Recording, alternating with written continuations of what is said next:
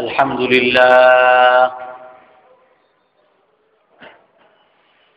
لله نحمده ونستعينه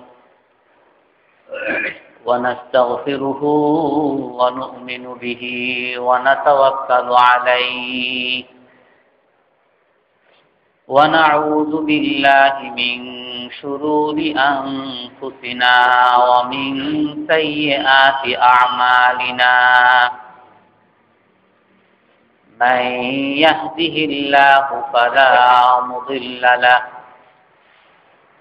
ومن يضلله فلا هادي له ونشهد أن لا إله إلا الله وحده لا شريك له ونشهد أن سيدنا ومولانا محمدا عبده ورسوله أرسله بالحق بشيرا ونذيرا بين يدي الساعة من يطع الله ورسوله فقد رشد واهتدى ومن يعصهما فقد ضل وغوى أما بعد فأعوذ بالله من الشيطان الرجيم بسم الله الرحمن الرحيم هم الذين يقولون لا تنفقوا على من عند رسول الله حتى ينفضوا ولله خزائن السماوات والأرض ولكن المنافقين لا يفقهون يقولون لئن رجعنا إلى المدينة ليخرجن الأعز منها الأذل ولله العزة ولرسوله وللمؤمنين ولكن المنافقين لا يعلمون صدق الله العظيم عن أبي هريرة رضي الله تعالى عنه قال مر رسول الله صلى الله عليه وسلم على صبرة طعام فأدخل يده فيها فنالت أصابعه بللا فقال ما هذا يا صاحب الطعام قال أصابته السماء فقال أفلا جعلته فوق الطعام حتى يراه الناس وقال رسول الله صلى الله عليه وسلم من غشنا فليس منا أو كما قال عليه الصلاة والسلام সম্মানিত মুসল্লিয়ানে কেরাম,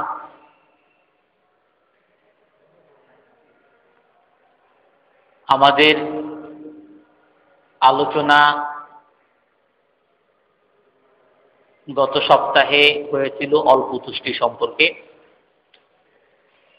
আজ তারই কাছাকাছি এক বিষয়, প্রতারণা বা ধোঁকা, সেই সম্পর্কে ইনশাল্লাহ আলোচনা হবে। গত সপ্তাহে বলা হয়েছিল যে হুজুর সাল্লাল্লাহু আলাইহি ওয়াসাল্লাম খুব সাদামাঠা জীবন যাপন করতেন। তার বাড়ির ব্যাপারে এমনও বর্ণনা আছে যে তার বাড়িতে, রসুলের বাড়িতে 3 মাস পর্যন্ত কোনো আগুন জ্বলেনি। হুজুর সাল্লাল্লাহু আলাইহি ওয়াসাল্লামের এই অবস্থা দেখে হযরত ওমরের কথা সেটাও আলোচনা হয়েছে যে হুজুর সাল্লাল্লাহু আলাইহি ওয়াসাল্লাম আল্লাহর কাছে সবচেয়ে প্রিয়, তারপরও কেন এত দরিদ্র অবস্থায় আছে, অথচ কিসরা কায়সার, রোম পারস্যের সম্রাট, তারা কত বিলাসিতার মধ্যে জীবনযাপন করে। তখন হুজুর সাল্লাল্লাহু আলাইহি সাল্লাম বলেছিলেন যে তোমার কি ইসলামের ব্যাপারে এখনো সন্দেহ আছে কিনা। তো দরিদ্র হওয়া বা সম্পদ কম হওয়া, এইটা কি আল্লাহর কাছে প্রিয় বা অপ্রিয় হওয়ার কোনো মানদণ্ড কিনা। এক রিওয়ায়াতের মধ্যে আছে হুজুর সাল্লাল্লাহু আলাইহি সাল্লামের কাছে হযরত জিবরিলকে আল্লাহ তাআলা পাঠালেন। হযরত জিবরিল এসে বলতেছেন যে আপনার করুণ অবস্থা, দরিদ্র অবস্থা, অভাবী অবস্থা দেখে আল্লাহ তাআলা আমাকে পাঠিয়েছেন। আপনি যদি বলেন তো এই স্বর্ণকে আল্লাহ তাআলা আপনার জন্য, এই পাহাড়কে আল্লাহ তাআলা স্বর্ণ বানিয়ে দিবেন। এই যে আপনি যে উহুদ পাহাড় দেখতেছেন, বড় বড় পাহাড়, এই পাহাড়কে আল্লাহ তাআলা আপনার জন্য স্বর্ণ বানিয়ে দিবেন। আপনার আর কোনো চাকরি বাকরি বা জীবিকা উপার্জনের কোনো চিন্তা করতে হবে না। আপনি এই স্বর্ণ থেকে, এই ভান্ডার থেকে শুধু খরচ করবেন আর নিজের অভাব পূরণ করবেন। তখন হুজুর সাল্লাল্লাহু আলাইহি সাল্লাম আল্লাহকে বললেন যে না, হে আল্লাহ, আমি এই পাহাড় আমার জন্য স্বর্ণ হয়ে যাক সেটা আমি চাই না। আমি চাই আপনি আমাকে একবেলা খাবার দিবেন, আর সেই খাবার খেয়ে আমি তৃপ্ত হব আর আপনার শুকরিয়া আদায় করব। আর একবেলা আমি খাবার পাবো না, তখনকার জন্য আমি ধৈর্য ধারণ করব। যখন আমার অভাব থাকবে তখন ধৈর্য ধারণ করব, আর যখন আপনি আমাকে খাবার দিবেন আমি তৃপ্ত হব আর আপনার শুকরিয়া আদায় করব। আমার অভাব অবস্থা সেটাই আমি চাই। তো অভাব হওয়া বা ধন সম্পদ কম হওয়া এটা কোনো ইসলামের মানদণ্ড না। একজন বড়লোক হলো আর সে আল্লাহর কাছে প্রিয় হয়ে গেল, একজনের সম্পদ বেশি হলো, একজনে ভালো চাকরি পেল, একজন ভালো ব্যবসায়ী হলো আর সে যে আল্লাহর কাছে প্রিয় হলো। একজন চাকরির মধ্যেও ব্যর্থতা, ব্যবসার মধ্যেও ব্যর্থতা, আর সে আল্লাহর কাছে অপ্রিয় হলো, এটা কোনো মানদণ্ড না। আল্লাহ তাআলা যাকে চান সম্পদ দান করেন, আল্লাহ তাআলা যাকে চান না সম্পদ দান করেন না। আর ইসলাম হলো, ইসলামের পরিপূর্ণতা হলো কিছু সময় সে অভাবে থাকবে তখন ধৈর্য ধারণ করবে, আর কিছু সময় সে ভালো অবস্থায় থাকবে, সে আল্লাহ তাআলার শুকরিয়া আদায় করবে। তো এই জন্য আল্লাহ তাআলার আদেশ এবং রসুলের তরিকা এবং আখিরাত মানুষের সবসময় সামনে থাকতে হবে, মুসলমানের সবসময় সামনে থাকতে হবে। যদি আল্লাহ এবং আল্লাহর রসুল যদি মুসলমানের সামনে না থাকে, তখন তার মুখ্য বিষয় হয়ে দাঁড়াবে ধন সম্পদ, সম্মান, প্রভাব প্রতিপত্তি, আর এর জন্য সে যা ইচ্ছা তাই করতে পারবে। যখন তার সামনে মুখ্য বিষয় হবে দুনিয়া, মুখ্য বিষয় হবে ধন সম্পদ, সম্মান, তখন এর জন্য যত খারাপ কাজ আছে সব সে করতে পারবে। তার মধ্যে একটা বিষয় হলো প্রতারণা। প্রতারণা বা ধোঁকা, এটা মানুষ হয়তোবা সম্পদের জন্য করে অথবা মান সম্মানের জন্য করে। আল্লাহ তাআলা কোরআনের মধ্যে বলেন, ওয়াল্লাযীনা ইউযুনাল মুমিনিনা ওয়াল মুমিনাতি বিগাইরি মাকতাসাবু ফাকাদ ইহতামালু বুহতানা ওয়া ইসমান মুবিনা। যারা নাকি মোমেন পুরুষ বা নারীদেরকে কষ্ট দেয়, অযথা কষ্ট দেয়, প্রতারণা করে, তারা বিরাট পাপের বোঝা বহন করেছে। যে নাকি প্রতারণা করে সে বিরাট পাপের বোঝা বহন করেছে, আল্লাহ তাআলা কোরআনের মধ্যে বলেছেন। হুজুর সাল্লাল্লাহু আলাইহি সাল্লাম হাদিসের মধ্যে বলেন, মান গাশশানা ফালাইসা মিন্না। যে নাকি প্রতারণা করে, যে ধোঁকাবাজি করে, সে আমার উম্মতের দলভুক্ত নয়। যে প্রতারণা করে, ধোঁকাবাজি করে, সে আমার উম্মতের দলভুক্ত নয়। একবার হুজুর সাল্লাল্লাহু আলাইহি সাল্লাম রাস্তা দিয়ে হেঁটে যাচ্ছিলেন, তখন খাবারের এক বিরাট স্তূপ, খেজুরের এক স্তূপ দেখা গেল। হুজুরের সামনে যখন হাঁটতেছিলেন খেজুরের এক স্তূপ দেখলেন। তখন হুজুর সাল্লাল্লাহু আলাইহি সাল্লাম ওই খেজুরের স্তূপের মধ্যে হাত ঢুকিয়ে দিয়েছেন। হাত ঢুকার পরে বাইরে তো চকচক দেখা যায় ভালো খাবার,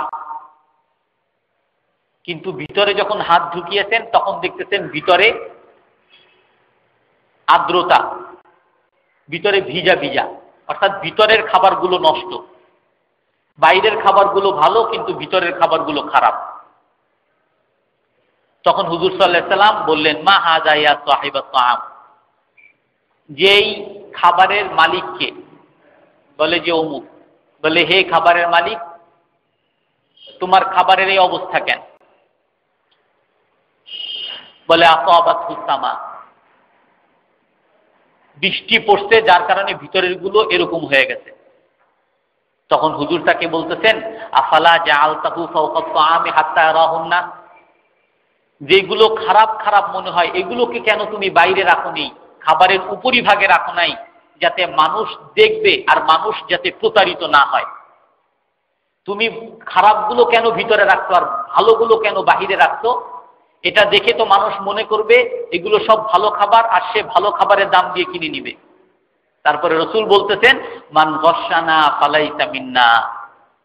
হে খাবারের মালিক, শুনে রাখো, আমার উম্মতের মধ্যে যারাই ধোঁকাবাজি করবে, যারাই প্রতারণা করবে, তারা আমার উম্মতের দলভুক্ত নয়, আমার উম্মত থেকে তারা বের হয়ে যাবে। আর এক ব্যক্তির ঘটনা রাসূলের কাছে এসে বলা হইল, আন্নাহু ইয়াখদাউ ফিল বুয়ু', যে হুজুর অমুক ব্যক্তি, সে তো মুসলমান ঠিক আছে, কিন্তু সে বেচা কিনার মধ্যে সবসময় ঠকবাজি করে। আন্নাহু ইয়াখদাউ ফিল বুয়ু', বেচা কিনার মধ্যে ঠকবাজি করে, ভালো জিনিস বলে খারাপ জিনিস দিয়ে দেয়। কমলা বাইরের থেকে ভালো দুই একটা সামনে রাখে, আর যখন বিক্রি করতে যায় ভিতর থেকে খারাপগুলো সব দিয়ে দেয়। জিনিসপত্র বলে যে অরিজিনাল জাপানি, দিয়ে দেয় সব মেড ইন কেরানীগঞ্জ, ধোঁকাবাজি করে। তখন হুজুর সাল্লাল্লাহু আলাইহি সাল্লাম বললেন যে তাকে ডাকো। তারপর তাকে ডেকে বলতেছে যে দেখো, আমার উম্মতের মধ্যে যারাই প্রতারণা করবে সে আমার উম্মতে আর থাকবে না।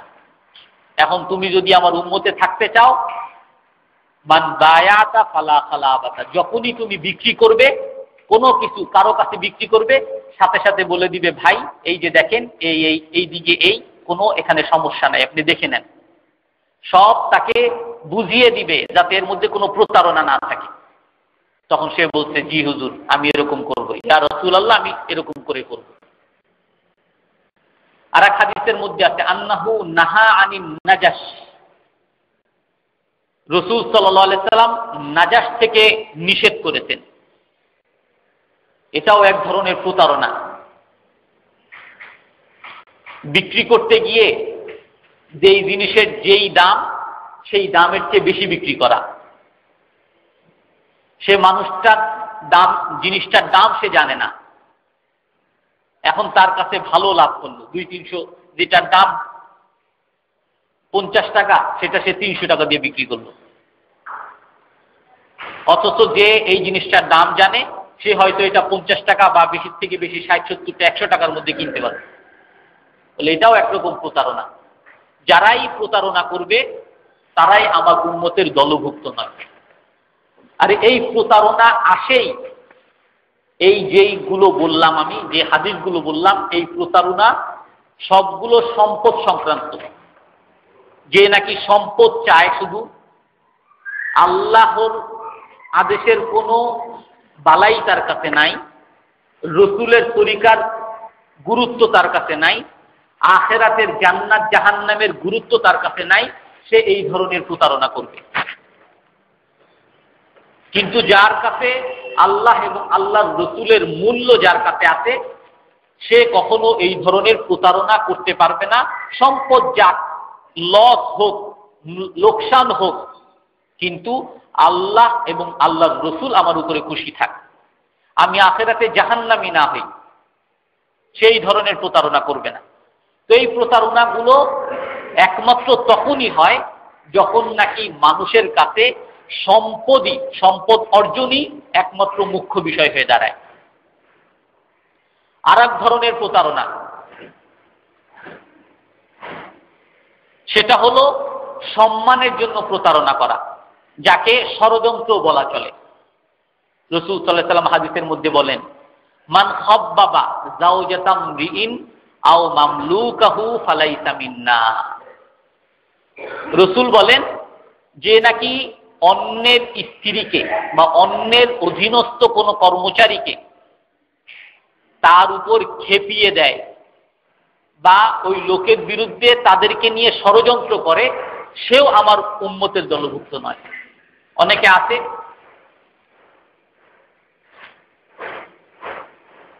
দোকানের কর্মচারীকে নিয়ে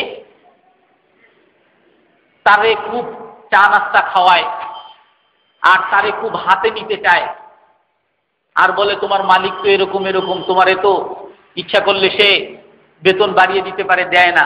অনেক ভালোবাসে তারে। কেন? তোমার কাছে যদি কোনো কাস্টমার আসে, বলবা যে এই জিনিস আমার কাছে নাই, ওই দোকানে যান। অথবা তোমার কাছে যদি কোনো কাস্টমার আসে, বলবা যে নাই, যাতে ওই লোকের লস হয়। অথবা যেটা আমাদের দেশে যেটা সাধারণত হয়, সে এই পার্টি করে, এই পার্টি করে, ওই পার্টির লোকজনকে ডাইকা, এ তো এরকম এরকম, তোমরা তার বিরুদ্ধে একটা আন্দোলন লাগায় দাও। কেন? যাতে তোমরা ভিতরে যখন লাগবা তার পিছনে, সে আর কমিশনার হইতে পারবে না, আমি কমিশনার হয়ে যাবো। এটা তো অহরহ ভিতর থেকে লোক তাদের বিরুদ্ধে ষড়যন্ত্র করা। এটা আর এক রকম ষড়যন্ত্র, যেটা রাসূল বলতে, যাওজাতাম রাইন, কারো স্ত্রীকে বা ঘরের মধ্যে একটা সংসার, তো এখানে কিছু কিছু লোকের মধ্যে অভ্যাস এরকম থাকে গন্ডগোল লাগানো। তো ঘরের মধ্যে 5 ভাই খুব আরামে আছে, এক ভাইকে ডেকে নিয়ে বলে, আরে তোমারে তো সবচেয়ে বেশি লস করাইতেছে, তোমার বড় ভাই তো সব লুটে বুইটা খাইতেছে, যা ছিল সব তো সে নিয়ে যাইতেছে, তোমাদের তো কিছুই দিতেছে না। তার বিরুদ্ধে লাগো, গন্ডগোল লাগায় দেয়। স্ত্রী স্বামী খুব ভালো মহাব্বত, শুধু শুধু স্ত্রীর কাছে গিয়ে বলে, আরে তোমার স্বামী, সে তো তুমি জানো না, তুমি তো ঘরে থাকো, সে তো বাইরে গিয়ে কি করে, কত মেয়ের সাথে কথা বলে, তা তো জানো না। গন্ডগোল একটা লাগায় দিল। ছেলে মেয়েদেরকে বাবার বিরুদ্ধে লাগায় দেয়। এগুলো কেন? যে তার সম্মান যেন কমে যায়, আমার সম্মান যেন বেড়ে যায়। সে যাতে কমিশনার না হতে পারে, আমি যাতে কমিশনার হয়ে যাই। সে যাতে বড় অফিসার না হয়, প্রমোশন না হয়, আমার যাতে প্রমোশন হয়ে যায়। তার কর্মচারীদের দ্বারাই তার বিরুদ্ধে লাগায়, আর সে যাতে এরকম খারাপ করে, আমি যাতে, সে তার রিপোর্ট যাতে ভালো না থাকে, প্রমোশন হবে না, আমার প্রমোশন হবে। মান খাব্বাবা যাওজাতাম রিইন আও মামলুকাহু ফালাইসা মিন্না। রাসূল বলেন, যে নাকি অন্যের স্ত্রীকে বা তার অধীনস্থ কোনো কর্মচারীদেরকে তার বিরুদ্ধে ষড়যন্ত্রের জন্য লাগিয়ে দেয়, সে আমার উম্মতের দলভুক্ত নয়। তো এই ধরনের প্রতারণা মানুষ কেন করে? যখন নাকি মানুষের সামনে একমাত্র সম্পদই মুখ্য হয়, অথবা একমাত্র দুনিয়ার সম্মান আর প্রভাব প্রতিপত্তি মুখ্য বিষয় হয়, তখন সে মানুষের সাথে প্রতারণা করতে তার কোনো বাধা লাগে না। সে রসুলের উম্মতে থাকুক বা না থাকুক এটা তার কাছে গুরুত্বপূর্ণ নয়, সে আখেরাতে জান্নাত পাক বা না পাক এটা তার কাছে গুরুত্বপূর্ণ নয়, সে আল্লাহর হুকুম মানলো কি মানলো না এটা তার কাছে গুরুত্বপূর্ণ নয়, সে রসুলের তরিকা অনুযায়ী চললো কি চললো না এটা তার কাছে গুরুত্বপূর্ণ নয়। তার কাছে গুরুত্বপূর্ণ হয়ে যায় এই ধন সম্পদের মালিক যাতে আমি হই, ওই পদের মালিক যাতে আমি হই, ওই সম্মান যাতে আমার হয়ে যায়, এইটাই তার কাছে গুরুত্বপূর্ণ। কোরআনের মধ্যে আল্লাহ তাআলা এই সংক্রান্ত কয়েকটা ঘটনা আল্লাহ তাআলা বর্ণনা করেছেন।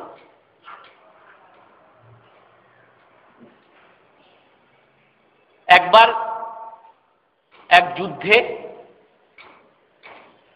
হুজুর সাল্লাল্লাহু আলাইহি সাল্লাম মুহাজির এবং আনসারী দোনো দলকে মরিসিয়া যুদ্ধে এক কাফেলায় ছিলেন। তখন কোনো এক কারণবশত এক মুহাজির এবং আনসারীর মধ্যে একটু দ্বন্দ্ব লেগে গেছে, একটু কথা কাটাকাটি হয়েছে।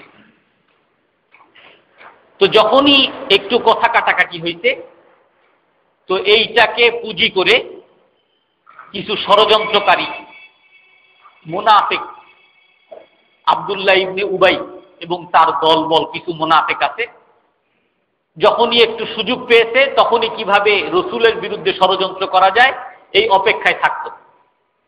যখন নাকি মুহাজির এবং আনসারী দুইজন সাহাবীর মাঝখানে একটু কথা কাটাকাটি হয়েছে, তখনই আব্দুল্লাহ ইবনে উবাই সে আনসারদেরকে ডাকলো, বিশেষ করে তার অনুসারীদেরকে ডাকলো।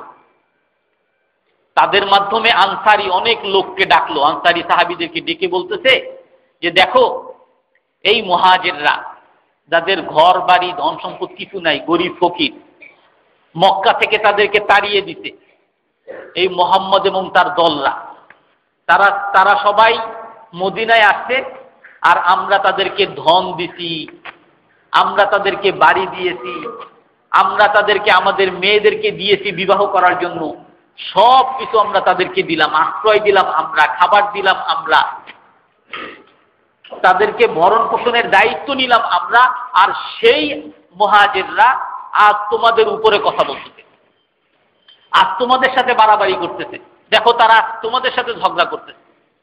যারে তুমি পোষাইলা, যাকে তুমি লালন পালন করলা, যাকে তুমি খাওয়াইলা, সেই আজকে তোমার বিরুদ্ধে সবল মারতেছে। আব্দুল্লাহ ইবনে উবাই খুব আনসারীদেরকে এই ব্যাপারে খুব উত্তেজিত করলো যে দেখো, এই মুহাম্মদ এবং তার কিছু সাহাবী যারা মুহাজির, মক্কা থেকে তাদেরকে বের করে দিতে, মদিনায় এসে আশ্রয় নিতে, তাদের বাড়ি ছিল না, ঘর ছিল না, ধন সম্পদ ছিল না, খাবার দাবার কিছু ছিল না, বিবি বাচ্চা কিছু ছিল না, আমরা সব দিয়েছি, তাদেরকে খাবার দিয়েছি, তাদেরকে বাড়ি দিয়েছি, তাদেরকে মেয়ে দিয়েছি বিবাহ করার জন্য, সব কিছু আমরা দিলাম। আজ তারাই আমাদের বিরুদ্ধে, আমাদের উপরে আজকে বাড়াবাড়ি করতেছে। এখন কি করবা? তাদের বাড়াবাড়ি ঠেকাইতে হবে। তো ঠেকাবো কিভাবে? আল্লাহ তাআলা কোরআনের মধ্যে বলেন যে তারা কি বলল, হুমুল্লাযীনা ইয়াকুলুনা লা তুনফিকু আলা মান ইনদা রাসূলিল্লাহি হাত্তা ইয়ানফাদু, বলে তাদের বাড়াবাড়ি কমে যাবে। কেমনে কমবে? আমরা তো তাদেরকে টাকা পয়সা দিই, টাকা পয়সা দেওয়া বন্ধ করে দাও, টাকা পয়সা দেওয়া বন্ধ করে দাও। যখন পেটে আর খাবার থাকবে না, তখন আর এই শক্তি থাকবে না, আমাদের সাথে আর বাড়াবাড়ি করার কোনো ক্ষমতা তাদের থাকবে না। তখন তারা আপনি আপনি এই মদিনা ছেড়ে চলে যাবে। আমাদের সাথে বাড়াবাড়ি করার ফল আমরা তাদেরকে দেখায় দিব। লা তুনফিকু আলা মান ইনদা রাসূলিল্লাহ, তাদেরকে আর টাকা পয়সা দিও না, তাদেরকে আর খাবার দাবার দিও না। যেমন বর্তমানে যত ইসলামিক প্রতিষ্ঠান আছে, আন্তর্জাতিকভাবে ষড়যন্ত্র, ইসলামিক প্রতিষ্ঠানগুলোই, এই মাদ্রাসাগুলো যেখানে কোরআন হাদিস পড়ায় বা হাফেজ হয় একজন বা একজন আলেম হয়, এগুলো চলেই মানুষের দানে, মানুষ টাকা পয়সা দেয়, ওইটা দিয়ে চলে, আলাদা এর জন্য কোনো ফান্ড নেই। তো এখন আন্তর্জাতিকভাবে ষড়যন্ত্র কি? যে তাদের একটা ভাবমূর্তি খারাপ করে দেওয়া, যে এরা এইখান থেকে কি হয়, সব জঙ্গি হয়, ইমাম সাহেব হয় বা মাওলানা সাহেব হয় বা হাফেজ সাহেব হয় বা তারাবির ইমাম সাহেব হয়, এগুলো বলবে না। এগুলোর থেকে যা হয় সব জঙ্গি হয়, এগুলোর থেকে যা হয় সব দেশের জন্য বোঝা হয়, দেশের উন্নতির জন্য কাজ করতে পারে না। অতএব এইগুলা তো চলেই তোমাদের পয়সা দ্বারা, সব বন্ধ করে দাও। ফতুয়াবাজি করে যাও বন্ধ করে। তুমি যা ইচ্ছা তাই করো, আর তোমারে বলে তুমি ইসলাম থেকে খারেজ হইছো, দাও বন্ধ করে। টাকা পয়সা দেখি কেমনে চলে, মাদ্রাসায় টাকা পয়সা দাও বন্ধ করে দাও। তো মুনাফিকরা বলল কি, এই রসুল আর সাহাবীরা বেশি বাড়াবাড়ি করে, লা তুনফিকু আলা মান ইনদা রাসূলিল, টাকা পয়সা দাও বন্ধ করে দাও, দেখো কি হয়। আল্লাহ তাআলা বলেন তার উত্তরে, ওয়ালিল্লাহি খাযাইনুস সামাওয়াতি ওয়াল আরদ ওয়ালাকিন্নাল মুনাফিকিনা লা ইয়াফকাহুন। আরে মুনাফিকদের কাছে তো এই ধারণাই নাই, তাদের কাছে তো এই জ্ঞানই নাই, তাদের কাছে তো এই জানাই নাই যে সমস্ত আসমান আর জমিনের ধন সম্পদের ভান্ডার যে আল্লাহ তাআলার হাতে, এটা তো তারা জানেই না। ওয়ালিল্লাহি খাযাইনুস সামাওয়াতি ওয়াল আরদ ওয়ালাকিন্নাল মুনাফিকিনা লা ইয়াফকাহুন। মুনাফিকের বুঝেই তো নাই, তাদের জ্ঞানেই তো নাই, তারা তো মূর্খ, তারা তো এইটা জানেই না, তারা তো এইটা বিশ্বাসই করে না যে আসমান আর জমিনের যত খাজানা, যত ভান্ডার সব আল্লাহর হাতে, তাদের হাতে কিছুই নাই। ষড়যন্ত্রকারীরা তো এই কথা জানেই না, আল্লাহ তাআলার ভাষা। তারপরে যখন নাকি এরকম আলোচনা তাদের মধ্যে হইল, আনসারীদেরকে এরকম বলল, সেখানে এক সাহাবী যায়েদ ইবনে আরকাম, সে এই কথাবার্তা শুনলো যে আনসারীদেরকে সে উত্তেজিত করতেছে। তো রসুলের কাছে এসে বলতেছে, হুজুর আব্দুল্লাহ ইবনে উবাই তো এরকম এরকম বলতে আমি শুনছি। বলে কি বলছে? বলছে যে তাদেরকে টাকা পয়সা দাও বন্ধ করে দাও, দেখবা কিভাবে চলে যায়। আর কি বলছে? ইয়াকুলুনা লা তুনফিকু আলা মান ইনদা রাসূলিল্লাহি হাত্তা ইয়ানফাদু ওয়ালিল্লাহি খাযাইনুস সামাওয়াতি ওয়াল আরদি ওয়ালাকিন্নাল মুনাফিকিনা লা ইয়াফকাহুন ইয়াকুলুনা লা ইন রাজানা ইলাল মাদিনা লা ইখরিজান্নাল আ'আযু মিনহাল আযাল। আর কি বলছে? টাকা পয়সা তো বন্ধই, আর হলো যখন আমরা মদিনায় ফিরে যাব, তখন আমরা যারা আছি প্রভাবশালী, এগুলো সব এই মুহাজিরদেরকে আমরা মদিনা থেকে বিতাড়িত করে দিব। যার যার ঘরে তোমরা আশ্রয় দিছো সবাই ঘর থেকে বের করে দিবা, বলে এইগুলা তারা বলছে। এখন হুজুর সাল্লাল্লাহু আলাইহি ওয়াসাল্লাম যখন নাকি এই কথা শুনলেন, তখন এই কথার খবর পাঠাইলেন আব্দুল্লাহ ইবনে উবাইয়ের কাছে, তুমি নাকি এই ধরনের কথাবার্তা বলতেছো। এখন আব্দুল্লাহ ইবনে উবাইর ভয় লেগে গেছে।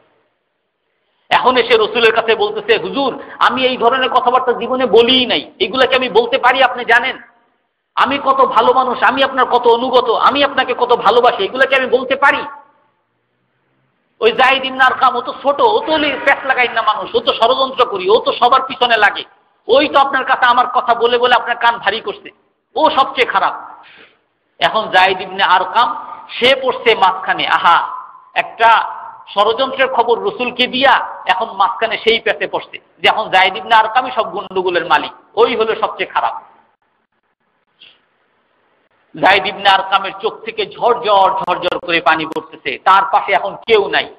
মুহাজিররা বলে, তুমি মুসলমানদের মধ্যে বিভেদ লাগানোর জন্য গন্ডগোল করতেছো, আর আনসারীরা তো তার বিরুদ্ধে লাগছেই, আব্দুল্লাহ ইবনে উবাই মুনাফিকরা তো তার বিরুদ্ধে লাগছেই যে এখন আমাদের থেকে বের হয়ে যাও, তুমি আমাদের মধ্যে গন্ডগোল লাগাও। আমরা মুহাজির আনসাররা কত আমাদের মধ্যে ভ্রাতৃত্ব বন্ধন, আর তুমি গিয়ে আমাদের বিরুদ্ধে রসুলের কাছে গিয়ে বলো, তুমি বের হও। তো যায়েদ ইবনে আরকামের দুঃখের আর কোনো শেষ নাই, সে তার পাশে কাউরে পাইতেছে না। রসুল সাল্লাল্লাহু আলাইহি ওয়াসাল্লাম পর্যন্ত তাকে অবিশ্বাস করতেছে, মুহাজিররা তাকে দূর দূর করে তাড়িয়ে দিতেছে, আনসাররা তাদেরকে দূর দূর করে তাড়িয়ে দিচ্ছে, তার আশেপাশে আর কেউ নাই। সে আল্লাহ তাআলার কাছে আশ্রয় নিল, হে আল্লাহ তুমি জানো মাবুদ, আমি এই কথা কেন বলছি? আমি কি কোনো গন্ডগোল লাগানোর জন্য বলছি, নাকি তাদের এই ষড়যন্ত্রের খবর সম্পর্কে রসুল অবগত থাকেন সেই জন্য বলছি? আজকে তারা এগুলো অস্বীকার করতেছে, আজকে আমাকে সবাই খারাপ মনে করতেছে, আল্লাহ তুমি আমার পাশে দাঁড়াও। তখন আল্লাহ তাআলা ওই মুহূর্তে রসুলের উপরে আয়াত না বরং একটা সূরা নাযিল করতেন, সূরাতুল মুনাফিকুন। ইযা জাআকাল মুনাফিকুনা ক্বালু নাশহাদু ইন্নাকা লারাসূলুল্লাহ। আল্লাহ তাআলা বলেন যে মুনাফিকরা যখন নাকি রসুল আপনার কাছে এসে বলে যে আপনি আল্লাহর রসুল, আপনাকে আমরা ভালোবাসি, ওয়াল্লাহু ইয়ালামু ইন্নাকা লারাসূলু, আল্লাহ জানেন যে আপনি আল্লাহর রসুল, কিন্তু ওয়াল্লাহু ইয়াশহাদু ইন্নাল মুনাফিকিনা লাকাযিবুন, কিন্তু আল্লাহ আপনাকে ঘোষণা দিচ্ছে, আল্লাহ সাক্ষী দিতেছে যে এই মুনাফিকিনরা যা বলতেছে সব মিথ্যা বলতেছে। যায়েদ ইবনে আরকাম সত্য বলতেছে, কিন্তু আল্লাহু ইয়াশহাদু ইন্নাল মুনাফিকিনা লাকাযিবুন, আর আল্লাহ বলতেছে যে মুনাফিকরা যা বলছে এগুলো সব মিথ্যা বলতেছে। আল্লাহ যায়েদ ইবনে আরকামের পাশে দাঁড়িয়ে মুনাফিকদের বিরুদ্ধে আল্লাহ তাআলা নিজে সাক্ষী দিলেন যে হে রাসূল, আপনি যায়েদ ইবনে আরকামের কথাই শুনেন, তার কথাই আপনি স্বীকার করেন, তার কথাই আপনি মানেন, এই মুনাফিকদের প্রতারণাকে আপনি অস্বীকার করেন, কারণ আল্লাহ আপনার কাছে সাক্ষী দিতেছে যে এই মুনাফিকরা সব আপনার সাথে প্রতারণা করছে। তো এইগুলো, এই যে প্রতারণা, এগুলো কেন? আব্দুল্লাহ ইবনে উবাই শুধু এই প্রতারণা না, একেবারে মুনাফিকের কিছু দলই ছিল রসুল এবং সাহাবাদের বিরুদ্ধে, ইসলামের বিরুদ্ধে ষড়যন্ত্র করেই গেছে, শুরু থেকে শেষ পর্যন্ত ষড়যন্ত্র করেই গেছে। আর এই ষড়যন্ত্র, ভিতর থেকে যে ষড়যন্ত্র, না এর কোনো প্রতিরোধ করা যায়, না এর বিরুদ্ধে কিছু বলা যায়, না এগুলো কিছু সহ্য করা যায়। যদি কারো ঘরে যদি অশান্তি থাকে, কারো স্ত্রী যদি কারো বিরুদ্ধী থাকে, ঘরের মধ্যে যদি ঝামেলা থাকে, তো না স্ত্রীর কথা কাউকে বলা যায়, তার সাথে সারাদিন ঝগড়াঝাটি করে তার মাথা খারাপ করে না কাউরে বলতে পারে, আর না এগুলো হজম করতে পারে, না তারে অন্য কোথাও পাঠাইতে পারে। তার মতো দুঃখী মানুষ আর দুনিয়াতে নাই। এই জন্য রসুলের ব্যাপারে আসছে আসাদুন নাসি বালাআন আনা। হুজুর সাল্লাল্লাহু আলাইহি ওয়াসাল্লাম বলছেন সমস্ত নবীদেরকে কষ্ট দেওয়া হয়েছে। আল্লাহর হুকুম প্রচার করতে গিয়ে সমস্ত রসুল নির্যাতিত হয়েছে, সমস্ত রসুল কষ্ট পেয়েছে, কিন্তু সমস্ত নবী এবং রসুলের মধ্য থেকে বেশি কষ্ট পেয়েছি আমি। অথচ অনেক রসুল আছে আপনারা জানেন, অনেক নবীরা আছে আপনারা জানেন যে তারা দাওয়াত দিতে গিয়ে নিহত হয়েছেন, শহীদ হয়েছেন। হযরত জাকারিয়া, হযরত ইয়াহইয়া, অনেক সাহাবা, অনেক রসুলকে দ্বিখণ্ডিত করা হয়েছে, অনেক রসুলকে পাথর মারা হয়েছে। নূহ আলাইহিস সালামকে এরকম পাথর মারতেও, যে পাথর মারতে মারতে সবাই মিলে পাথর মারে, আর নূহ আলাইহিস সালাম কোন দিকে যাবে? এদিকে গেলেও পাথর, ওদিকে গেলেও পাথর, এদিকে গেলেও পাথর, তার ওদিক থেকে পাথর, পাথর না সরাতে পারে, পাথরের স্তূপ নূহ আলাইহিস সালামের উপর এরকম হয়ে যেত, ওই পাথরের নিচে নূহ আলাইহিস সালাম পড়ে যেতেন। এত পাথর দ্বারা তাকে নির্যাতন করা হইত। সন্ধ্যার সময় হযরত জিবরিল এসে ওই পাথরগুলো সরাইতেন আর নূহ আলাইহিস সালামকে বের করতেন পাথর থেকে। এত নির্যাতন তাকে করা হয়েছে। তারপরও রসুল বলতেছেন যে সমস্ত নবীদের চেয়ে নির্যাতন বেশি আমাকে করা হয়েছে।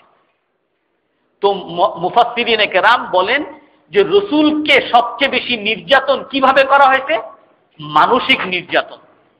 কোন নবীদের ভিতরগত মুনাফিক এরকম ছিল না। যত নবীরা, অধিকাংশ নবীদেরই যত ষড়যন্ত্র, যত যুদ্ধ, যত বিরোধিতা সব বাইরের থেকে, আর রসুলের বিরোধিতা রসুলের সাহাবীদের মধ্য থেকে। না মুনাফিকদেরকে মারতে পারেন, না মুনাফিকদেরকে বিতাড়িত করতে পারেন, না তাদেরকে বলতে পারেন যে তোমরা মুসলমান না। তাদেরকে নিয়েই রসুল সাল্লাল্লাহু আলাইহি ওয়াসাল্লাম চলছেন, আর তাদের নির্যাতন রসুল সাল্লাল্লাহু আলাইহি ওয়াসাল্লাম সর্বদা সহ্য করতেন। একবার রসুল সাল্লাল্লাহু আলাইহি ওয়াসাল্লামের বিরুদ্ধে কিরকম ষড়যন্ত্র, রসুলকে একবার বলে যে আরে ওই মুনাফিকরা নিজেরাই বলে কি যে এ তো ওই লিগা আনকুরা, আটকুরা, তার তো ছেলে সন্তান নাই, এক রব লাগাই দিতে, সবাই বলে আটকুরা আটকুরা। আবার কয়দিন পর কি লাগায়, এর স্ত্রী হযরত আয়েশা এই তো লিগিয়া বেশ্যা। এই মুনাফিকরাই তার সাহাবীদের মধ্যে থেকেই বলছে কি যে তার আয়েশা, হযরত আয়েশা তো সফওয়ানের সাথে খারাপ কাজ করছে, হযরত সফওয়ান ইবনে মুআত্তালের সাথে খারাপ কাজ করছে, বেশ্যা, এই বেশ্যা মহিলা নিয়ে সে ঘর সংসার করতেছে। এই কথা রসুলের সাহাবীদের মধ্যে থেকেই মুনাফিকরা উঠাইছে। তারপরে কিছু কিছু সাহাবী এটা বিশ্বাসও করছে, আর রাসূল সাল্লাল্লাহু আলাইহি ওয়াসাল্লাম দ্বিধায় পড়ে গেছেন। তারপরে আল্লাহ তাআলা কুরআন থেকে আয়াত নাযিল করে রাসূলের সন্দেহ দূর করেছেন যে না, হযরত আয়েশা সতী একজন নারী, সে কারো সাথে কোনো ধরনের খারাপ কাজ করে নাই। আল্লাহ তাআলা সাক্ষী দিতেন। এইখানে হযরত রাসূল সাল্লাল্লাহু আলাইহি ওয়াসাল্লামের বিরুদ্ধে মুনাফিকরা ষড়যন্ত্র করতেছে, আর মুসলমানরাও মুনাফিকদের দলে হয়ে গেছে। এখন না রাসূল সাল্লাল্লাহু আলাইহি ওয়াসাল্লাম যায়েদ ইবনে আরকামকে বিশ্বাস করতে পারেন, আর না তাদেরকে ফেলতে পারেন। এখানেও আল্লাহ তাআলা স্বয়ং বলে দিচ্ছেন যে এগুলো হলো মুনাফিকরা সব মিথ্যু। আরেকটা ঘটনা বনি নযীরের ঘটনা। বনি নযীর একটা গোত্র মদিনার মধ্যে ছিল। হুজুর সাল্লাল্লাহু আলাইহি ওয়াসাল্লাম যখন মদিনায় গেছেন তখন একটা মদিনা সনদ করতেন।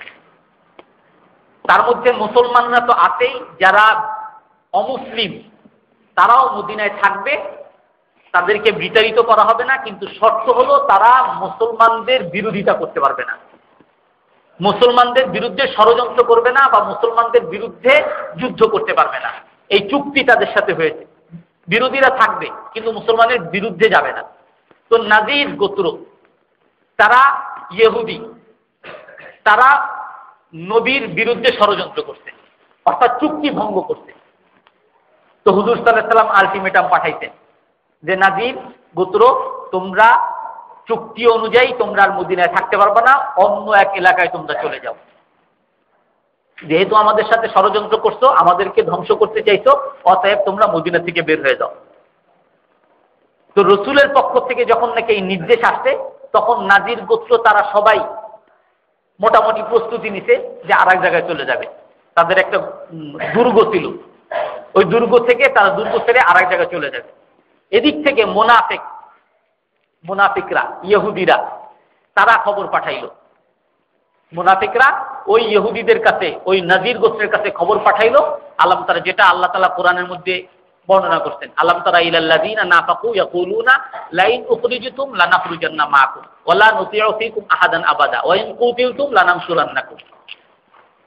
বলে নাজির, তোমাদের বিরুদ্ধে রাসূল লাগছে, শোনো, আমরা তোমাদের সাথে আছি, আমাদের মধ্যে 2000 সৈন্য আছে যারা তোমাদের জন্য জান দিতে প্রস্তুত। যদি তোমাদের সাথে যুদ্ধ করা হয় আমরা তোমাদের সাথে যুদ্ধ করব, যদি তোমাদেরকে কিছু করা হয় আমরা তোমাদের সাথে আছি, তোমরা কোনো চিন্তা করো না, তোমরা দুর্গ থেকে যাবা না। মুনাফিকরা তাদের কাছে খবর পাঠাইল। তো রাসূল সাল্লাল্লাহু আলাইহি ওয়াসাল্লাম তাদেরকে সময় দেওয়ার পরে তারপরও তারা গেল না। একটা নির্দিষ্ট সময় বেঁধে দিয়েছিলেন, এই কয়েকদিনের মধ্যে তোমরা চলে যাবা। যখন যায় নাই তখন রাসূল সাল্লাল্লাহু আলাইহি ওয়াসাল্লাম সাহাবাদেরকে নিয়ে অভিযান চালাইলেন। তো রাসূল সাল্লাল্লাহু আলাইহি ওয়াসাল্লাম ওই দুর্গকে বেষ্টন করে ফেলছেন, চারদিক থেকে ঘেরাও করে ফেলছেন। এখন রাসূলের সাহাবাদের সামনে ওই নাজির গোত্রের সামর্থ্য নাই যে তাদের সাথে যুদ্ধ করবে। এখন তারা অপেক্ষা করতেছে যে কোন সময় মুনাফিকরা তাদের সাথে আসবে আর তারা সবাই মিলে যুদ্ধ করবে। এখন অবস্থা যখন বেগতিক দেখতে যে সাহাবাদের বিরাট এক সমাবেশ এখানে ঘটে গেছে, তাদের সাথে আর পারবে না, যখন বেগতিক দেখছে মুনাফিকরা শেষ ছুটে পড়ছে। এখন আর তারা যায় নাই, তারা কিসের তাদের সাথে যুদ্ধ করবে, কিসে তাদের সহযোগিতা করবে, সব ভেঙে গেছে। এখন তো যেহেতু তারা তাদেরকে বলছিল, আপোষে বলছিল তোমরা চলে যাও, যায় নাই, এখন তো তাদের সাথে যুদ্ধ করবে আর তারা সবাই মারা পড়বে। এখন এই অবস্থা দেখে কিছুটা যুদ্ধ চলার পরে তারা খবর পাঠাইলো যে আমাদের সাথে আর যুদ্ধ করেন, আমরা চলে যাচ্ছি। তারপরে তারা চলে গেছে। তো এখানেও তারা প্রতারণা করছে। তো কোরআনের মধ্যে আল্লাহ তাআলা এই ঘোষণা আনছেন, ওয়াল্লাহু ইয়াশহাদু ইন্নাল মুনাফিকিনা লাকাযিবুন, যে আল্লাহ তাআলা ঘোষণা দিতেছে যে মুনাফিকরা রাসূলের সাথে ষড়যন্ত্র করছে। সেই ষড়যন্ত্র ইসলামের বিরুদ্ধে বা মানুষের বিরুদ্ধে। ষড়যন্ত্র মানুষ দুই কারণে করে, এক হলো সম্পদের জন্য আর একটা হলো সম্মানের জন্য। সম্পদ আমি চাই, আল্লাহ রাসূল কি বলুক, আখেরাতে আমার জান্নাত জাহান্নাম পাই কি না পাই, আমি প্রতারণা করে যাব, আমি লাভ করে যাব, লাভের জন্য 10 টাকার জিনিস 200 টাকা দিয়ে বিক্রি করব, খারাপ জিনিস, খারাপ কমলা আমি ভালো কমলা দিয়ে চালায় দিব। এটা হলো মানুষ সম্পদের জন্য করে। আর একটা প্রতারণা যেটাকে ষড়যন্ত্র বলা হয়, সেটা হলো মানুষ সম্মানের জন্য করে, যে তার সম্মান কমুক আমার সম্মান বাড়ুক, সে তার প্রভাব কমুক আমার প্রভাব বাড়ুক, আমি কমিশনার হই সে কমিশনার না হোক, আমি প্রমোশন পাই সে প্রমোশন না পাক, এই জন্য মানুষ প্রতারণা করে। আর একটা প্রতারণার ঘটনা আল্লাহ তাআলা কোরআনের মধ্যে আনছেন, যেখানে হুজুর সাল্লাল্লাহু আলাইহি সাল্লাম মক্কা বিজয়ের আগে সাহাবাদেরকে নিয়ে বা যারা মুসলমান হয়েছে তাদেরকে নিয়ে সিদ্ধান্ত নিলেন যে আগামী বছর আমরা মক্কা অভিযান করব, মক্কা বিজয়ের জন্য আমরা অভিযান চালাবো। কিন্তু এই কথা সবাইকে গোপন রাখার জন্য বললেন। তো এর মধ্য থেকে একজন সাহাবী, হাতিব ইবনে বুলতা, একজন সাহাবী, সে একটা চিঠি লেখে যে এই হুজুর সাল্লাল্লাহু আলাইহি সাল্লাম অভিযানের জন্য সমাবেশ ঘটাইতেছে, এই খবর দিয়ে তোমাদেরকে অমুক সময় অভিযান চালাবে। আক্রমণ করবে, মক্কার উপর আক্রমণ করবে, এই খবর দিয়ে একটা মহিলার কাছে দিয়ে মক্কায় পাঠিয়ে দিতেন। মহিলা যাচ্ছিলেন মক্কার তার কাছে দিয়ে দিতেন। যখন নাকি অর্ধেক পথে চলে গেছে, আল্লাহর পক্ষ থেকে রসুলের কাছে ওহী আসছে, যেরকম ত্যাগ প্রতারণার এক চিঠি নিয়ে অমুক মহিলা অমুক জায়গায় সে এখন অতিক্রম করতেছে মক্কায় পৌঁছার জন্য। তখন রসুল সাল্লাল্লাহু আলাইহি সাল্লাম দুইজন সাহাবীকে ঘোড়া নিয়ে পাঠাইলেন যে অমুক জায়গায় যাবা, অমুক জায়গায় গিয়ে এক মহিলা দেখবা, ওই মহিলার কাছে একটা চিঠি আছে, সেই চিঠিটা তোমরা নিয়ে আসবা। সে যদি বলে নাই চিঠি, তাহলে তার শরীরের অমুক জায়গায় চিঠি আছে, বলবা ওই জায়গা খুলো, ওই জায়গা থেকে চিঠি পাবো। তারপরে সেই দুইজন সাহাবী গেলেন, গিয়ে সেই মহিলাকে সেই জায়গায় পেলেন, আর সেই জায়গায় পাওয়ার পরে তার কাছে চিঠি চাইলেন। বললেন যে না, আমার কাছে কোনো চিঠি নাই। বলে যে না, তুমি তোমার ওই জায়গায় তোমার চিঠিটা আছে, তুমি বের করো। তারপরে সেই মহিলা সেখান থেকে চিঠিটা বের করে দিতে। এখন পরে দেখেন রসুল সেই চিঠির মধ্যে যিনি চিঠিটা পাঠাইছেন সে একজন সাহাবী, হাতিব ইবনে বুলতা। তো সমস্ত মুসলমানরা তার উপরে আক্রমণ করার জন্য চলে আসলো যে তুমি একটা মুনাফিক, তুমি আমাদের মধ্য থেকে আমাদের বিরুদ্ধে ষড়যন্ত্র করতেছো। হযরত ওমর রাদিয়াল্লাহু তাআলা আনহু তো তলোয়ার নিয়ে গেছেন আর রাসূলের কাছে বলতেছেন, হুজুর আপনি আমাকে শুধু অনুমতি দেন, তার গলা আমি 2 টুকরা করে দিই। তো রাসূল সাল্লাল্লাহু আলাইহি ওয়াসাল্লাম বলছেন, থামো থামো, হাতিব ইবনে বুলতা, হুজুর আমাকে একটু কথা বলার সুযোগ দেন। গেছে, গিয়ে বলতেছে যে হুজুর, মক্কায় আমার পরিবার পরিজন সেখানে আছে, আর আমি যেহেতু মুসলমান হইছি এই জন্য আমার পরিবার পরিজনের সাথে তারা খুব খারাপ ব্যবহার করে। মক্কার লোকরা খুব খারাপ ব্যবহার করে, নির্যাতন করে, যেই নির্যাতন আমি সহ্য করতে পারি না। আর আমি তো জানি ইসলাম হক, ইসলামের বিজয় অনিবার্য, ইসলামের বিজয়কে কেউ ঠেকাইতে পারবে না। তো আমি শুধু এই চিঠিটা এই জন্য পাঠাইছি যে যদিও পাঠাই, তারা যদি প্রস্তুতিও নেয় তারপরও মুসলমানদের সাথে পারবে না, আল্লাহ তাআলা তো মুসলমানদের সাথে আছে। আমি এই চিঠিটা এই জন্য পাঠাইছি, আমার কোনো ষড়যন্ত্র উদ্দেশ্য না, আমার উদ্দেশ্য এতটুকু যে সেখানে তারা যদি আমার চিঠিটা পায় তাহলে বুঝবে যে আমি তাদের সাথে সহমর্মিতা প্রদর্শন করতেছি, আমার ছেলে মেয়ে সন্তান সন্ততি পরিবার পরিজনের প্রতি তারা নির্যাতন করবে। আল্লাহ তাআলা কোরআনের মধ্যে বলেন, ইয়া আইয়ুহাল্লাযীনা আমানু লা তাত্তাখিযু আদুওয়ি ওয়া আদুওয়াকুম আউলিয়া তুলকুনা ইলাইহিম বিল মাওয়াদ্দা ওয়া ক্বাদ কাফারু বিমা জাআকুম মিনাল হক ইউখরিজুনার রাসূলা ওয়া ইয়্যাকুম আন তুমিনু বিল্লাহি রাব্বিকুম। এই ঘটনা আল্লাহ তাআলা কোরআনের মধ্যে আছে, আর বলতেছেন কি, হে মুমিনরা, তোমরা আমার দুশমন তোমাদের দুশমনকে কখনো বন্ধু মনে করো না। কখনো মনে করো না যে তাদের কাছে কোনো সহমর্মিতা প্রদর্শন করলেই তারা তোমার উপরে ষড়যন্ত্র থামিয়ে দিবে বা তোমার সাথে ভালো ব্যবহার করবে। তুমি আমেরিকা গিয়ে তোমার নামের আগে মোহাম্মদ নাম বাদ দিয়ে তুমি যদি মাইকেল লাগাও তাহলেই তোমার এদের খুব ভালো বলবে আর তোমাকে মডার্ন বলবে, তোমাকে ভালো ভালো চাকরি দিবে, কখনো না। যখনই শুনবে যে কোনো এককালে তুমি মুসলমান ছিলা, তোমার ওই মৌলবাদী হিসেবেই ধরবে। যতই তুমি বাংলাদেশে থাকো, মুসলমান হয়ে বুদ্ধিজীবী হতে চাও, যে ইসলামের বিরুদ্ধে আর কোরআনের বিরুদ্ধে বলে তাদের কাছে ভালো হতে চাও, কখনো তোমাকে তারা আপন করে নিবে না। লা তাত্তাখিযু আদুওয়ি ওয়া আদুওয়াকুম আউলিয়া, কখনো আমার দুশমন আর তোমার দুশমনকে বন্ধু ভেবো না। তোমরা কিভাবে তাদের সাথে বন্ধুত্ব করার, সহমর্মিতা করার চেষ্টা করতেছো, যারা নাকি ইউখরিজুনার রাসূলা ওয়া ইয়্যাকুম, তোমাদেরকে, তোমাদের রসুলকে তা তোমাদের ঘর বাড়ি থেকে বের করে দিতে। কি দোষে? শুধুমাত্র দোষ আন তুমিনু বিরাব্বিকুম, তোমাদের রবের উপর তোমরা ঈমান আনছো। তুমি মুমিন হয়েছো, তুমি মুসলমান হয়েছো, এই অপরাধ, শুধু তুমি মুসলমান, তুমি মুসলমানের ঘরে জন্মাইছো, তুমি ইসলাম গ্রহণ করছো, এই অপরাধে তোমার সাথে কোনো দিন তারা বন্ধুত্ব করবে না। তুমি যতই তাদের বন্ধুত্ব করতে চাও, ইসলামের বিরুদ্ধে বলে তাদের সহযোগিতা পেতে চাও, বুদ্ধিজীবী হতে চাও, নোবেল প্রাইজ পেতে চাও, কোনো দিনও তারা তোমাকে আপন মনে করে নিবে না। তুমি ইসলামেরই থাকো, ইসলামের বন্ধু থাকো, আল্লাহ তোমাকে ভালোবাসবেন, আল্লাহ রসুল তোমাকে ভালোবাসবেন, আল্লাহ তোমাকে জান্নাত দিবেন, দুনিয়াতে সফল করবেন, আখিরাতে সফল করবেন। এই জন্য আল্লাহ তাআলা আমাদের সবাইকে তৌফিক দান করেন যে আমরা যাতে সৎভাবে আমাদের ব্যক্তিগত জীবনে, পারিবারিক জীবনে, সামাজিক জীবনে, রাজনৈতিক জীবনে প্রতারণার আশ্রয় বা ষড়যন্ত্রের আশ্রয় যাতে আমাদেরকে নিতে না হয়, আমরা যাতে সব সময় সঠিকভাবে সঠিক রাস্তায় চলতে পারি সেই তৌফিক আল্লাহ তাআলা আমাদেরকে দান করেন। যারা সুন্নত পড়ে নেই সুন্নত পড়ে নিই।